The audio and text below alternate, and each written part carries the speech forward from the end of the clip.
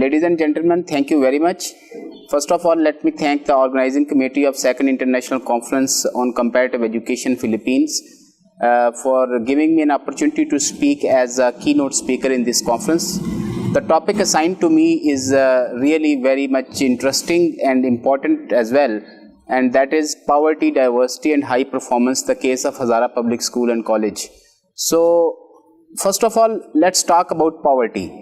Poverty in Pakistan, 4 out of 10 people are facing multi-dimensional poverty. The multi-dimensional poverty, what we say is the poverty in health sector, poverty in education and poverty in living standard.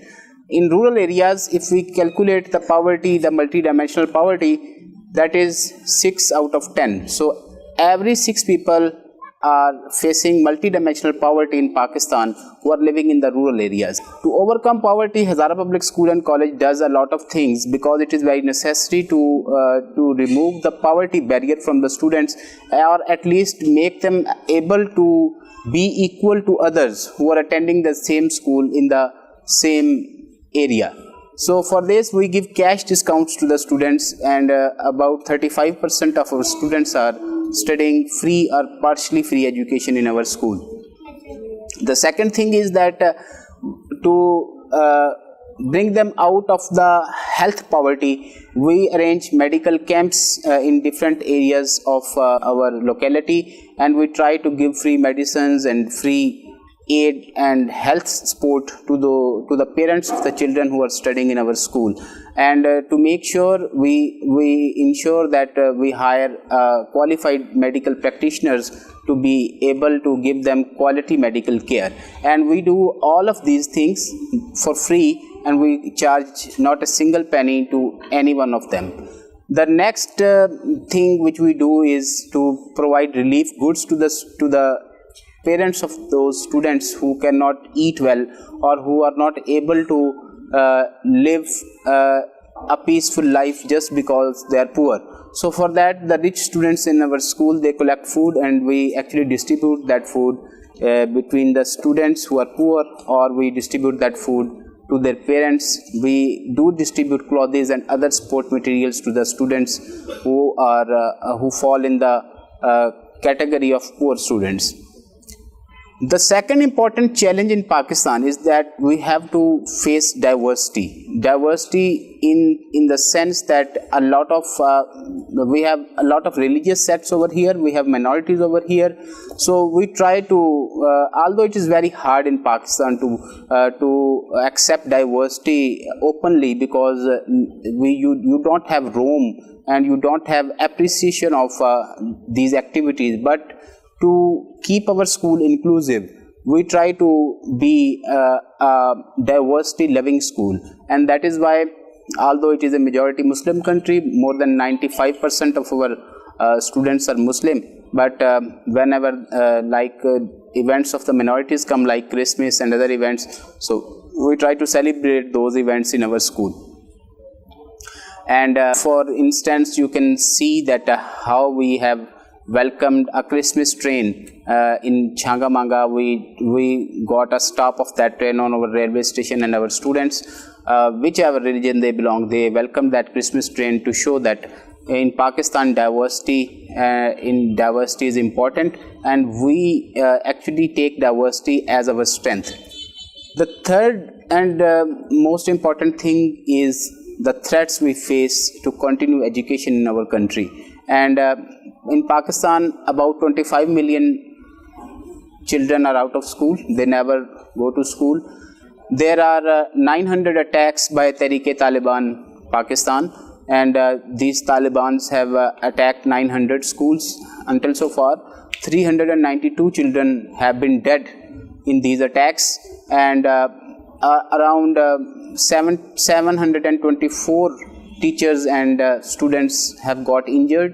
360 schools have been destroyed in the process. In a single attack in Peshawar in Army Public School, we lost 135 children, and that shows that how grave the situation is and how important it is to save our children and our education system from the clutch of terrorism. And for this, a lot of things have been done at the government level and at the individual level.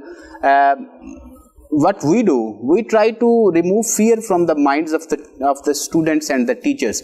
For that, we do multiple activities, because to achieve high performance, it is very necessary that the fear factor which is present in the minds of the students because of the terrorism and because of the situation the education sector is facing in Pakistan, we try our best to remove the fear factor from those from the minds of the students. For that, we first of all we try to help children to understand the problem. We don't hide anything from them. We try to involve them in the process of understanding that why terrorism is going on in our country and how to face that terror with courage. So for this, our students do multiple tableaus, multiple activities, and in which they show their fellow students that how terrorism is affecting education in our country. The second most important thing is that we do mock exercise in our school. So what we do, we create artificial attack situation in our schools. So children, they are actually performing an exercise in which they show or perform that if there is a terrorist attack on the school, how would they react. In normal circumstances, it will not be a recommendable thing, but in a special situation like Pakistan, mock exercises are very necessary. So our students do those exercises to be prepared for an attack.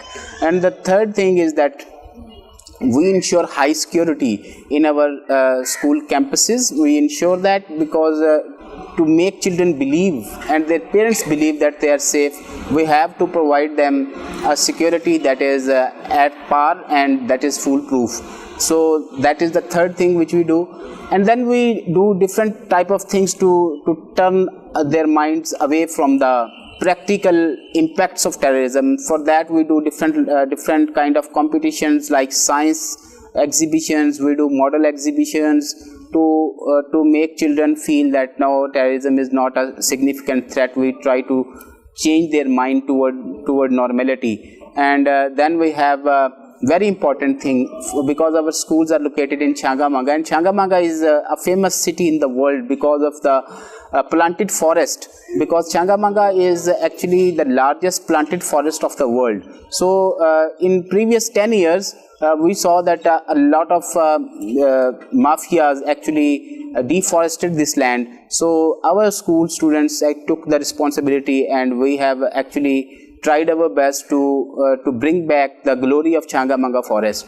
So we have planted a lot of trees in thousands in Changamanga forest, and Changamanga forest is back on its feet. So that is another thing which we are doing to make our students believe that life is beautiful and nature is beautiful.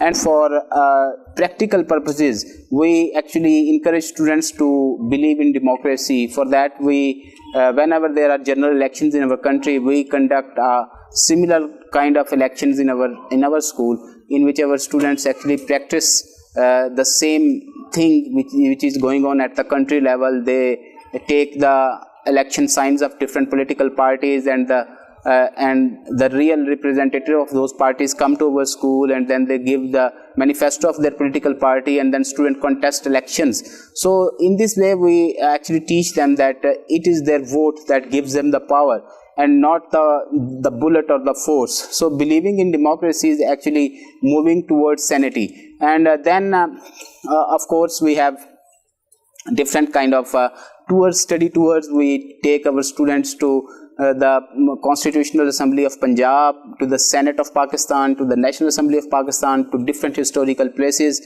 And the main thing is that we keep our teachers trained. We provide them state of the art and the latest training modules. We give them training, provide them necessary equipments to teach students in a paramount way. And then of course we ensure that their performance, the students' performance in the school and their results are that good that we can be proud of them. Because of our results, our school has actually got the National Award for Performance from the Ministry of Education, Government of Pakistan. And there are a number of meritorious scholarships. And today we have a whole lot of doctors and engineers and managers who are working in Pakistan in different fields. And as a CEO of Hazara Public School and College, I feel proud that our school is doing wonders, and this is all because of the community support and because of those capable and committed teachers who are doing their best to provide education to the students in a minimum possible money, and that is our goal. We are here in Pakistan. I think that education in a private sector is a business now, but at Hazara Public School and College, we are not doing this for a business, but actually we are doing this to serve our country the best. So thank you very much for listening, and I assure all of you that I am available to answer your questions, and I will be happy to take those questions. Thank you very much once again. God bless you.